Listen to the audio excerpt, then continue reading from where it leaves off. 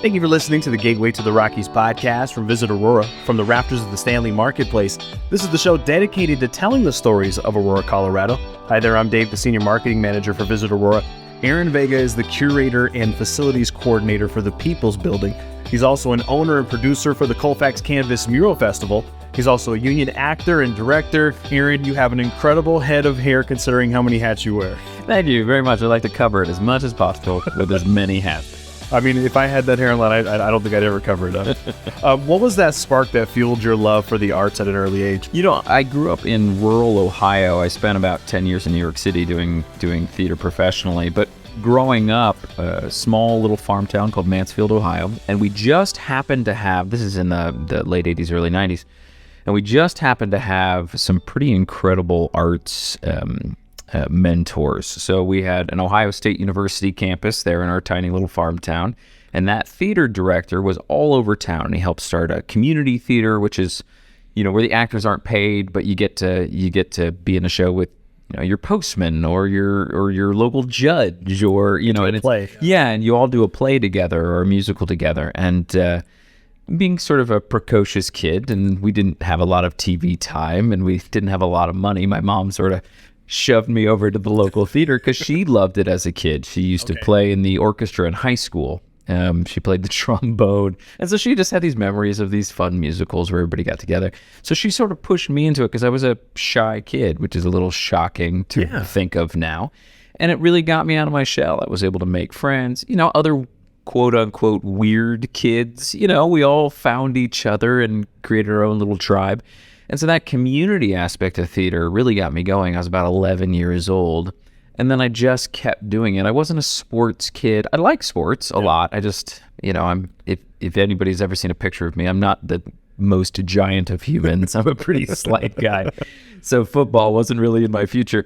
But theater gave me a physical outlet, a mental outlet, a creative outlet. And then I just kept rolling. I was fortunate enough to get into a really great state school, so it was cheaper, that had a fantastic conservatory training program. So meaning you really didn't do much else. There weren't really extracurriculars. You were just in that training from 7:30 till 7:30 in the morning to 10 o'clock at night every day.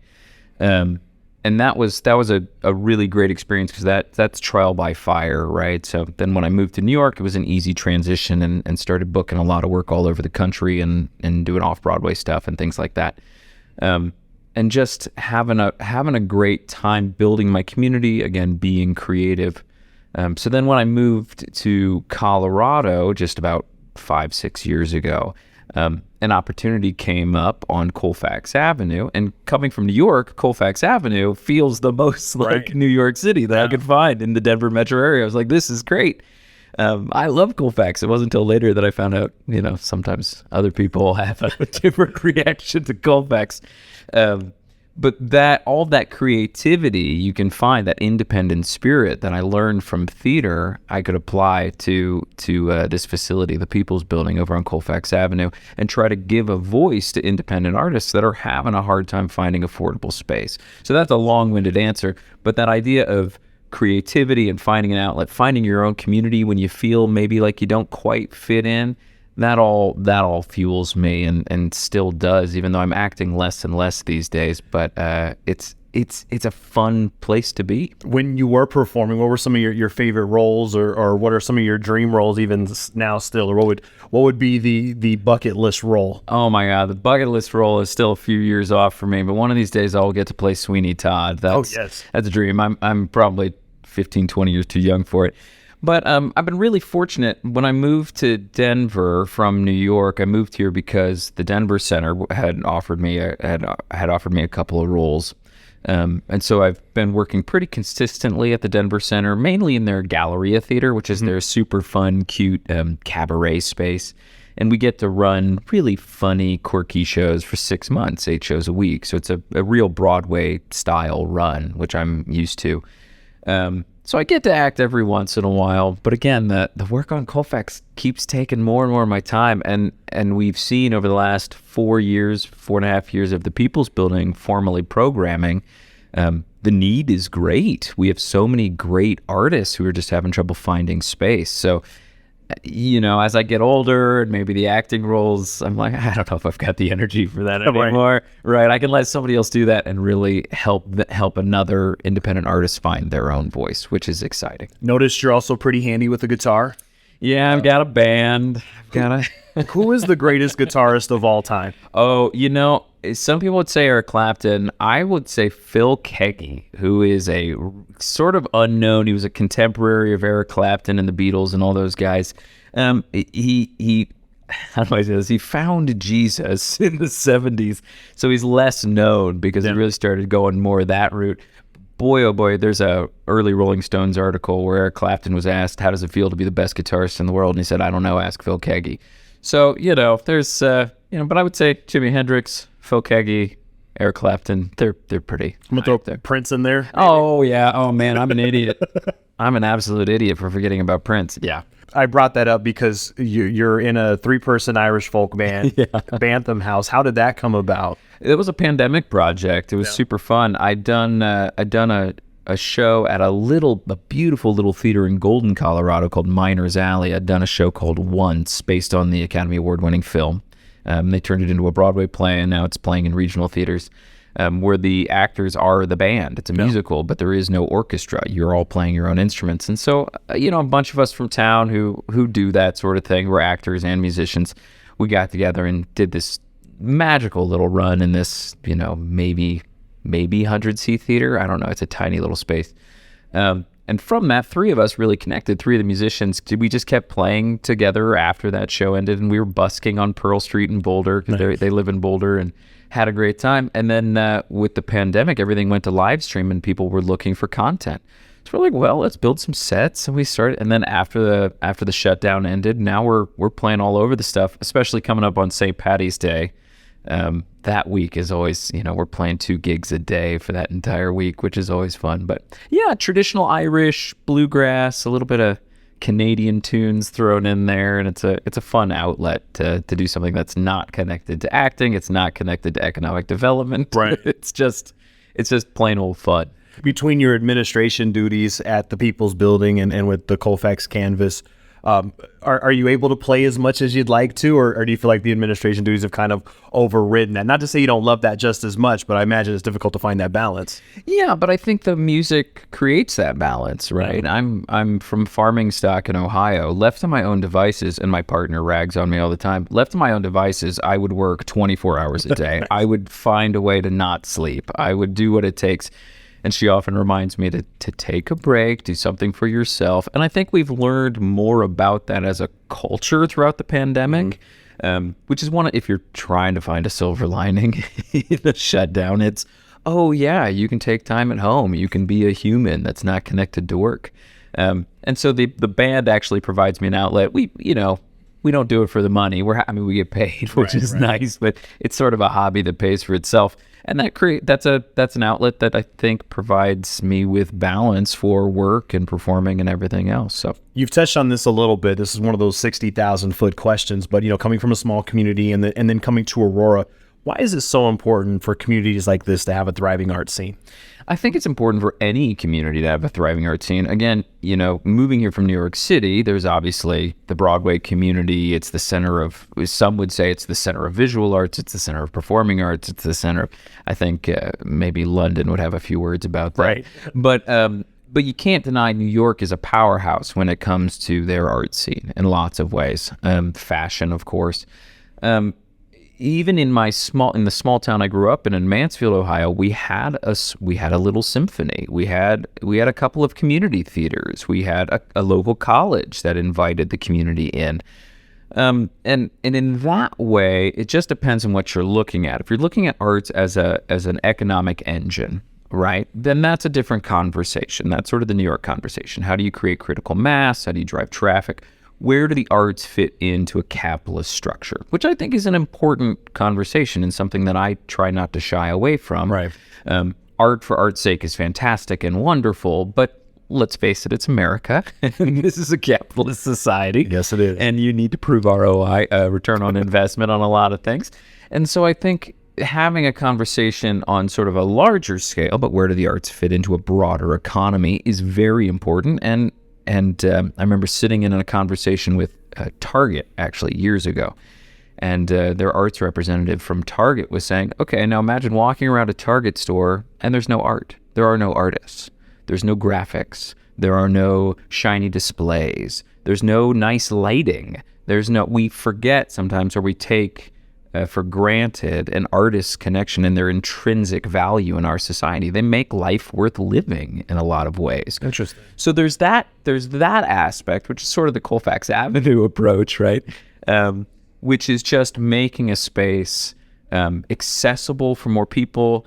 And then there's the community building aspect, right, of giving, and this is where the Colfax Canvas Mural Festival, which you mentioned, which I'm a founder of and one of the owners, even though I'm not a visual artist in that way, but it helps create pride on that area of Colfax. We put almost 30 gorgeous world-class murals in that neighborhood in 3 years. With Visit Aurora's help as our title sponsor for all those years. They got in early and they've helped us grow. But that idea of creating a sense of place, of creating a sense of pride, of beauty, and then building community around that. Artists are starting to take notice of our little slice, I call it our little slice of heaven on Colfax, on East Colfax, but they're starting to take notice that this is a place where they might be able to be seen and heard. And then you build in the natural diversity that's in that area. There's something akin to 160 languages spoken in that square mile. Now, all of a sudden, all of those different art forms, different viewpoints, art's a great way to share culture. So you're starting to break down walls and barriers through art. So again, those are very highfalutin answers, but I think the importance of art as an economic tool, of course, needs to be addressed, but also just the importance of art in building community, in opening dialogue in a time when it seems like everybody's just trying to scream louder than the other person. Sometimes a beautiful piece of art, whether it's performing art or visual art, can cut through the noise and maybe get to the heart of the issue and break down some of those communication barriers. How did you initially get involved with the People's Building? That's a fascinating conversation. It fell like manna from heaven. Yeah. I was doing a show at the Denver Center.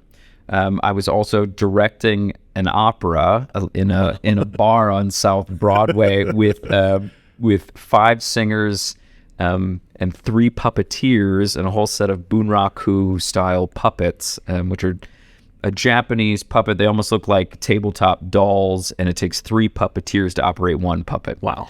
So I was doing this existential German opera in the back of a bar on Broadway while doing a fantastic show at the Denver Center. And somebody saw it, the former executive director for DAVA, Downtown Aurora Visual Arts, which is just a gem in Aurora's crown. They've been around for 30 years. They provide free after-school visual arts training for the kiddos in the neighborhood. I mean, they do the work. When you're talking about real partners, they're it. They've proven themselves.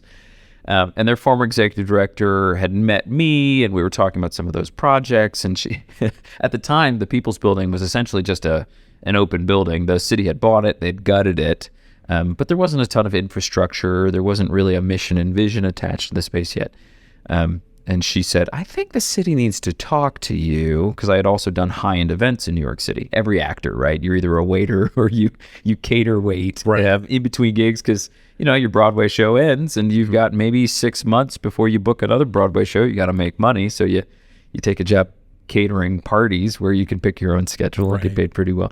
So I had done a lot of that kind of work in New York. And so I had the event experience, I had the producing experience, and I'm just an all-around creative. And she saw that, so she connected me with the city, and they brought me on as a consultant, and I've been a consultant for about 4 years. And they just recently added me on as the project manager for Northwest Aurora. Nice. So I still get to curate the space and build that and cultivate that. But then I get to sort of broaden my scope of service to include a little more community activism, which I'm really excited about. People's Building on East Colfax is truly a unique place, not only in Aurora, but I'm guessing there aren't many spaces like this in the country. Can you explain a little bit about how the People's Building, came about and what its purpose is? Yeah, it's a fascinating project, and you're right. I wish more cities would take advantage of this model. And we're still learning. Short story, it's an old furniture store. I've heard it's as old as the late 1920s. Wow. It is part of original Aurora. So as you're driving down Colfax and you hit that city line, right, where nobody actually knows they're in Aurora. Right. It still feels like an extension of Denver, or maybe Denver feels like an extension of Aurora, depending on which way you're driving. But it's an old furniture store, part of the in the oldest neighborhood, one of the oldest neighborhoods in the city. It's the old Main Street. Big old space. They don't build them like that anymore, and the city didn't want to see it demolished, and so they took ownership of it. And the parking lot behind, which is important. And they had the idea of an arts venue, another place where they could put arts, and I put arts in quotes there because it was about a year and a half later where people started to realize maybe we need a more specific mission and vision attached. And so since I got brought on board, we wrote the mission and vision, which is essentially access to affordable event and performance space. Created solid booking practices, and a chance, and started adding infrastructure to give a chance for some of these smaller organizations who don't have a lot of funding yet to build, right? So it's expensive to rent lights for your play. It's expensive to have microphones. It's expensive to... So slowly over time, we've been building up a stockpile of that kind of equipment and ways to run it. And so a brand new theater company or dance company or band can go in there and not break the bank. They can just pay a small rental fee. And we essentially operate as a nonprofit that way. And I'm proud to say we're booking well into 2024 now. So our weekends we're packed. We're constantly offering these sort of economic wealth building opportunities really for the arts community because they get to keep a lot more of the money that they raise, right? There's a small fee, but it's probably about a quarter of the price of anybody else our size. And the beauty is we see use, and then in real time we're getting feedback as to what the needs are in other arts communities. So we were doing the theater bit, and then pretty quickly I kept getting requests for visual artists. So we turned our entire front lobby into a gallery. We built mobile walls, and we bring in a different artist every 4 to 6 weeks. Now the question is rehearsal space. There's some performance venues, and people can usually find their performance venue, but theater especially takes a long time to create. So where do people rehearse their play? Where do they rehearse their music? So it's an ever-evolving process, but the idea that we took an old furniture store in a part of town that people might have been a little nervous about, and we get to showcase it as the sort of fun, cool, unique neighborhood that it is, and introduce new people to it. I think that's a really exciting project that more and more municipalities could get behind. Everybody's got that part of town, right? That they're sort of eyeing and going, well, some people would say, tear it all down and build a condo. Right. And I think there's a movement, maybe it's a generational movement, but I think there's a movement toward preservation. And how do we use these old buildings and how do we give them new life? And maybe satiate a need at the same time. Ours is arts. We're arts focused, visual and performing arts focused. But you could do the same thing. I mean, look at Stanley Marketplace, where Visit Aurora is, right? You've got an old, I think, ejection seat factory. That's right. Is what Yep. You've got an old ejection seat factory that has total new life breathed into it with 50 plus local businesses. And it's really helping to define Northwest Aurora. And the Colfax corridor is reaping the benefit of having Stanley Marketplace so close because it's changing the narrative. You're not changing. I mean, I'm looking out the windows right now and I see a very diverse group of people walking the halls. Mm-hmm. So I wouldn't say it's changing the demographics of the area, but I think it's injecting new pride and new purpose and new narrative into a neighborhood that might have been written off. So. When it comes to the programming at the People's Building, how involved are you in its curation? Are you intimately? Yeah. So, but not only are you providing the spaces and a lot of the resources, I imagine you're also lending your expertise to ensure that these programs are successful. Yeah. And that's the joke, right? As I become the de facto producer for every show in this space. Now, some groups come to us. There's a fantastic comedy group that's been around for about 15 years called Rattlebrain. Rattlebrain Productions. They used to be at the Avenue Theater. They were at the Clock Tower Cabaret years ago. And they decided they didn't want to manage a space anymore, but they still want to keep doing their comedy shows every month. And then they have a very successful Christmas show called Santa's Big Red Sack. Which is very funny, and it's been a big hit across the metro area.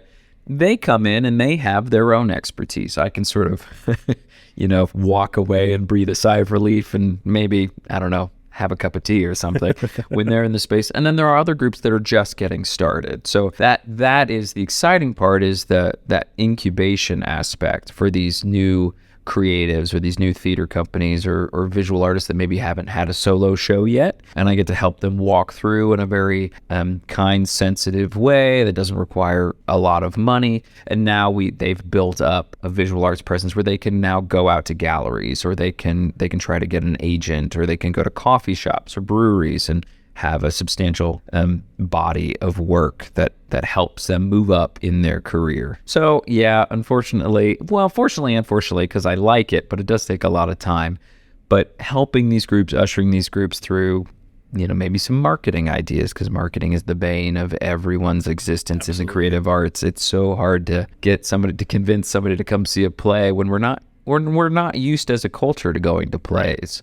So that's a fun hurdle. And then also the technical aspects. What are some of the other programs coming up this year that you're particularly proud of or excited for at the People's Building? Yeah, we have, like I said, we've got a bunch of new groups. There's a new theater company called 11 Minutes Theater, and they've got a fantastic Spanish language bent. They're really trying to build up a culture of mixed English and Spanish language programming, which is great. We've got a fantastic company that was founded, actually, the artistic director's former career was graphic art, graphic design, and interior design. And so he comes to theater with a really interesting perspective, and that's called Pop-Up Theater.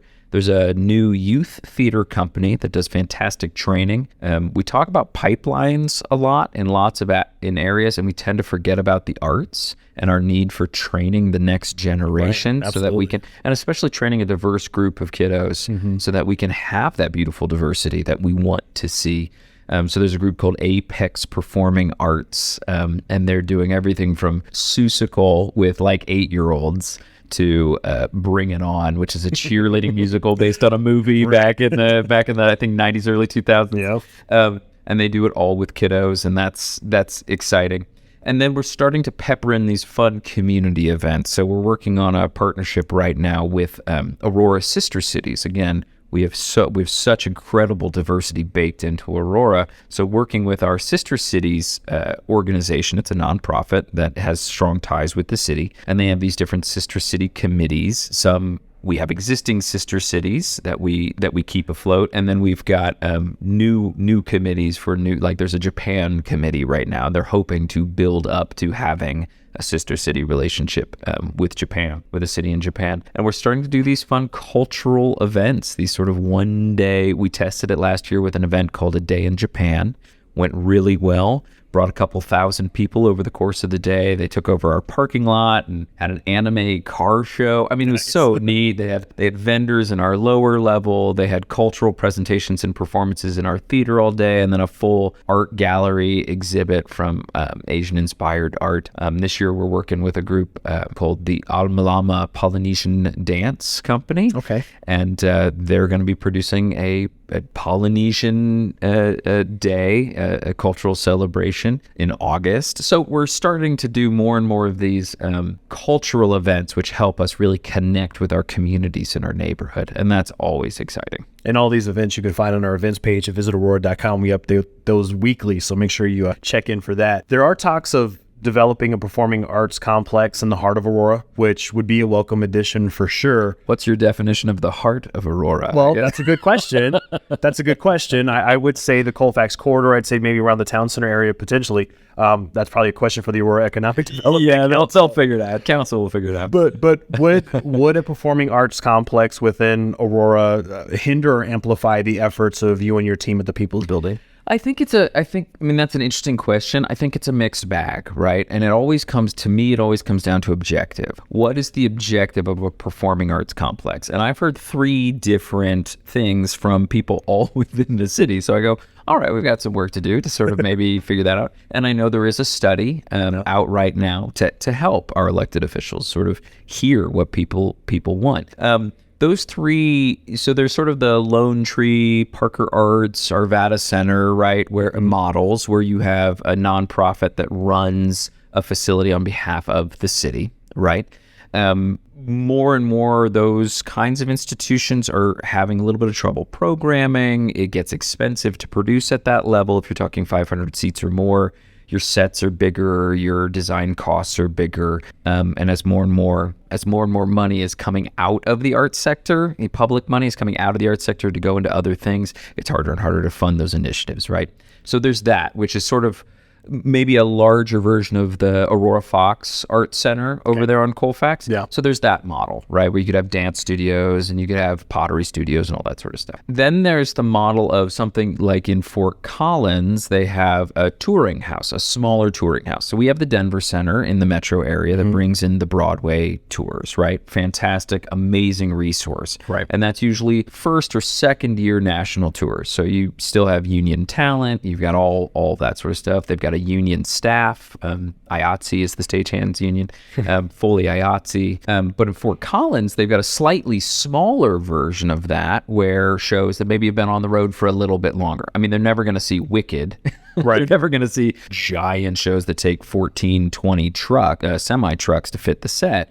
But you could get, maybe a 4-truck show. And that's interesting because then you're talking about tourism, right? You're talking about people wanting to go see Broadway talent, right? Because folks audition for those shows in New York. They usually rehearse in New York, and then they go out on the road and they go to these different venues. So that would maybe provide Aurora, a draw that the Denver Center has first-year tours. We're bringing in, I had mentioned once before, but that was a show that toured for quite a few years, and it was a smaller show, right? It takes place in a bar. So they could fit into a 750-seat theater. So that's a second conversation. And then the third is, or do you want something that's maybe more connected to tourism, because you've got the Gaylord Rockies and all that undeveloped land out there? Do you build a giant concert venue where, say, my dirty little secret is that I'm a country music fan. I love country music. Most people look at me and they go, "You don't look like a country music fan." But where I always joke, do you want a venue where Brad Paisley can play? Right? Because then that's a big tourism draw. You've got the Gaylord Rockies right there. I just heard in a meeting recently that the Denver airport is the third busiest airport in the world and on track to be the second busiest airport in the world. Yep. Do we capitalize that as the gateway to the Rockies as people are coming in through that airport? And the Avett Brothers could maybe play Aurora instead of Red Rocks. They'll always play Red Rocks, and that's its own experience. But do you know what I'm saying? So there are three separate conversations about the arts and what the purpose of a performing arts center is. I would argue we already have a state sanctioned arts district, CCI, Colorado Creative Industries sanctioned art district on Colfax Avenue. We've got Red Delicious Press. We've got DAVA, Downtown Aurora Visual Arts. We've got the Fox Arts Center, the Aurora Fox Arts Center. We've got the People's Building. We've got Vintage Theater. Could we maybe start to cultivate that corridor? Could we put in rehearsal studios? Could we put our pottery programs, our dance programs in the arts district? The state is designated as an arts district. And then maybe that frees up a little real estate for either a touring house or a concert venue, right? Because we've made space on our old Main Street. So I think these are conversations that are getting hashed out. I think it's important, your listeners, if they live in Aurora, they need to make sure that they tell their council member and find that survey, that arts survey, and really let people know what their opinion is, because at the end of the day, it just matters whether we can fill it or not, and what a resource it will be for the larger economy of Aurora. You're also an owner and producer for Colfax Canvas, which has added an incredible visual dynamic to East Colfax. How did that idea initially come about, and how'd you get involved? Yeah, I was a big fan of Rhino before all the big condos came in. This is 5 years ago. I mean, some things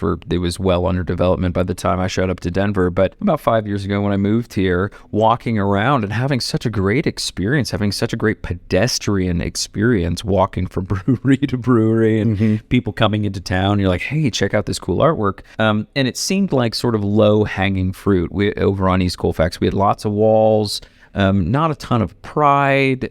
We were trying to get Arts District designation, but some of the feedback that was coming out from from the previous applications was it just didn't feel like an arts district. There wasn't a big visual arts presence. And because of that, I had just happened upon at Jubilee Roasting Company, one of our local coffee roasters at Colfax, a cool hang spot if you've never been. They have visual art studios in the back. They've taken half of their warehouse space and turned it into cooperative artist studios. And I had met one of the artists who had a space there, and we started talking. He was a muralist and talking about it. And it just popped up as an exercise in, can we do it? It was that easy. How naive looking back. Found a title sponsor in Visit Aurora that was very interested in the idea and interested in this idea of building a more visual presence. And from my standpoint, not being a visual artist, my whole idea was, can we create a visual footprint for the arts district? And like I said, it's gone gangbusters. And then our second and third year, we developed a fantastic application and selection process with our IDEA committee, inclusivity, diversity, equality committee, and advisory committee. And they created a really neat way for us to better integrate the diversity in the neighborhood. So our mural festival now for the last 2 years has really celebrated the fact that we've had over 50% female identifying participation, which is rare for mural festivals. It's usually a lot of dudes. Right. And we've got over 50% BIPOC working with us. And so that really helps tell the story of the neighborhood. So yeah, it was just sort of a, let's see if we could do it. And now it's turned into a really fun thing, and we've added a block party element to it, again, helping change the narrative of this neighborhood. I know diversity can seem scary sometimes, and poverty can sometimes seem scary when you're looking from the outside. But some of the best people I know are hardworking immigrants who are really doing a beautiful job in that neighborhood. And I think celebrating that neighborhood for what it is and not trying to change it is something that Colfax Canvas has really succeeded at. You solicit for local artists to be able to get paid and showcase their work through the Colfax Canvas. You spoke a little bit about the applicants you got, but how do you go about selecting the artists who get featured? Yeah, there's a part of that IDEA committee was creating a selection process as well. So there's the application process that features a little bit more on heritage than on aesthetic, which I think is important to start to remove those equations. And then the selection committee the last 2 years, and I'm proud to announce this year, is made up of a really lovely mix of neighborhood residents, neighborhood business owners, some sponsors, right? So you don't just have people with money making decisions. Right. You have people who are going to be looking at this artwork every day. And murals are a little different, right? They're meant to be swapped out a little bit more frequently than, say something hanging in Louvre. But that idea of having a selection committee that then we're LLC, we're not required to do any of this. It just felt morally right. It felt like our obligation to the neighborhood. So the selection committee whittles down. They're delightful folks. It's volunteer, and it's different every year, but they take all of our applications. And they get assigned a certain number based on how many applications we've got, and they whittle them down to their top 3. And then we have an executive committee, the 3 owners, who then really, because we help pair the artists with the business owners who are donating their wall space, and so we want to make sure that there's synergy between the building owners and the artists. So what catches your eye, I mean, it's reflected in the diversity of the artists, but the diversity in the pieces as well. You can really see a breadth of talent at the Colfax Canvas. The Colfax Canvas Mural and Music Fest is scheduled for later this year. What can we expect in its 4th year, and what is your vision for the evolution of the festival over time?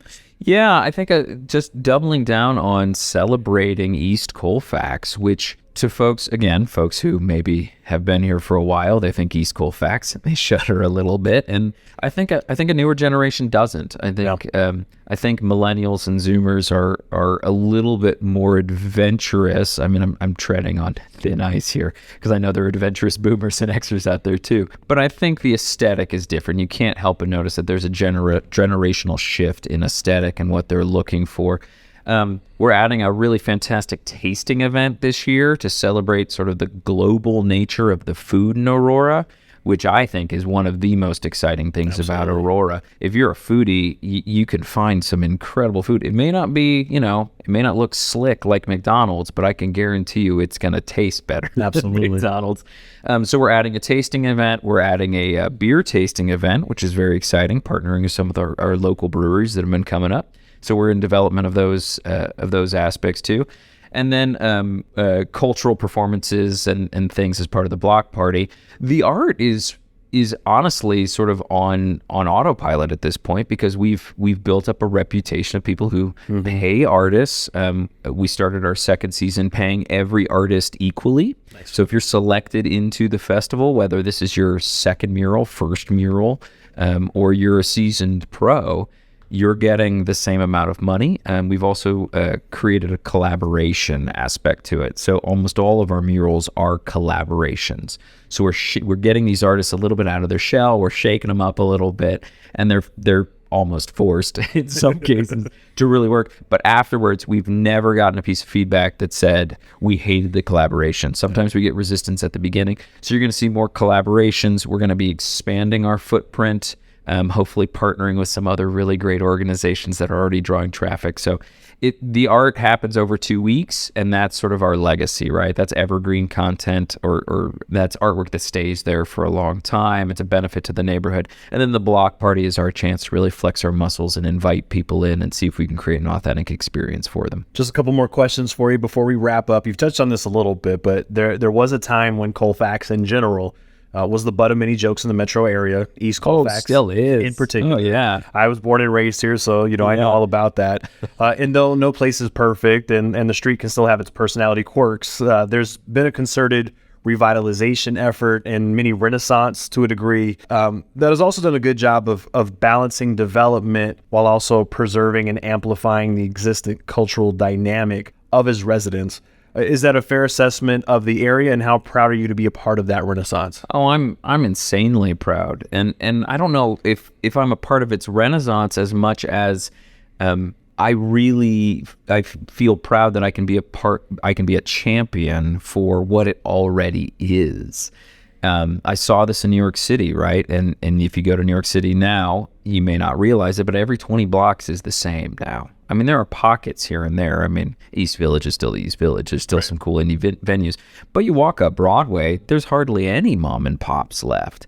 And that's a danger, right? I think that's an aspect of gentrification that is really scary to somebody like me who really loves independent businesses, mom and pop businesses, independent art.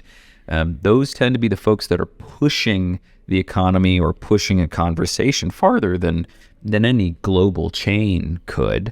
And so I get to help champion that voice. We still have a long way to go. I think Stanley Marketplace is a great example of what you can do. It's not cheap. I mean, local businesses tend to be a little bit more expensive in terms of price because they tend to pay their employees a fair wage. They tend to have more loyalty with their workforce. They tend to have a better product in a lot of cases. A more bespoke product, and that costs a little bit more money. I think people are waking up to that idea that if you maybe spend a little bit more on the front end, you're going to have a product that lasts you a lot longer and you save money in the long run. I grew up in Ohio, frugality as opposed to stinginess, right? And I think shopping at mom and pops, giving a platform to mom and pop businesses, that's Colfax. So some of the grit and grime, which I really enjoy, you're never going to get rid of the grit, and I don't think you ever should get rid of the grit. I think we can make strides in making it safer, in making it more accessible to pedestrian traffic. The rapid transit that's going to be coming through Colfax is going to be a huge boon, I think, for those businesses along there. But making sure that we keep that independent spirit, and that's the Aurora spirit too, right? I think Colfax is, some people will argue me on this, but I think Colfax is that immigrant spirit. It's that feeling of entrepreneurship. It's that exciting gateway to something new. And you're not going to get that through multinational conglomerates. Right. You're going to get that from private industry, independent art. And I probably to my dying day, will be clutching that mission statement of keep Colfax weird. So any way that I could be a small part of that conversation, I'm proud to be. You recently announced you're the new Northwest Aurora project manager. Yeah. What will you be doing in this new role, and also will you continue to be involved with your other endeavors with this? How will this intertwine with that? Yeah, I mean, the goal with any business, right, and I think about the People's Building as its own business, even though it's owned by the city, how do you get it sustainable, right? How do you pass the baton? So that's something over the next few years I think I'll be looking toward. How do you staff that building? How do you try to get it revenue neutral, right? So you're a good fiduciary steward to the taxpayer. So they're not looking at you going, why are you spending all that money on art? So I think that will always be part of this job, and it is currently written down as part of my job, so that's nice. But again, I get to expand with this new role as a Northwest project manager for the city of Aurora. I really get to have more of a dialogue with our local business community and our local communities in general, and I use communities plural because again, 160 languages. Mm-hmm. That's an amount of diversity that takes a whole lot of organization to get people to talk to each other, right? Sometimes literally. That's a lot of languages to coordinate. So this idea of how do we keep that independent spirit? How do we promote mom and pop small businesses? How do we make sure that the neighborhood is thriving? How do we sort of protect ourselves if we can, or sidestep gentrification, meaning pushing people out who have been here for a long time? We don't want to see our communities displaced, but we want to make sure that the economy is rising at a rate that is beneficial to everybody. So it's a little bit of a scale that we've got to balance. But I think this new role, being able to have a say as somebody who is very dedicated to independent art, I think the city saw a benefit in my voice there and hired me on. So I get into trouble sometimes for saying certain things, but as a famous activist once said, make good trouble. So I often feel like I'm getting into good trouble. Well, Aaron, we're lucky to have you as an asset to the city and as a spokesperson for the positive development of the city. You can learn more about the People's Building at thepeoplesbuilding.com and on Instagram at The People's Building. Make sure to also discover the Colfax Canvas Mural Festival at colfaxcanvas.com and on Instagram at Colfax Canvas. Aaron, thank you so much for taking the time today. Thanks for having me. I appreciate it. Hey, thank you for listening to the Gateway to the Rockies podcast. Visit Aurora is the official destination marketing organization for the city of Aurora, Colorado, and acts as the primary liaison between meeting planners and hotel partners. As Aurora's Convention and Visitors Bureau, Visit Aurora's mission is grounded in showcasing Aurora as a premier destination for meetings, business, and leisure travel. Visit Aurora represents more than 75 plus hotel properties with 13,500 plus guest rooms and more than 1 million square feet of meeting space, including Colorado's largest resort, Gaylord Rockies Resort and Convention Center. As Colorado's third largest city, Aurora is located minutes away from Denver International Airport and showcases mountain views, memorable meeting spaces, and 250 plus international eateries that offer a unique experience for each and every visitor. As the gateway to the Rockies, Visit Aurora's role in the local community goes beyond marketing the city as a destination. The Visit Aurora team is here to assist you with your Colorado visit, from facilitating your meeting, event, or convention to helping you discover local flavor and attractions. Go beyond the boardroom in Aurora, Colorado. For more, visit us at visitaurora.com.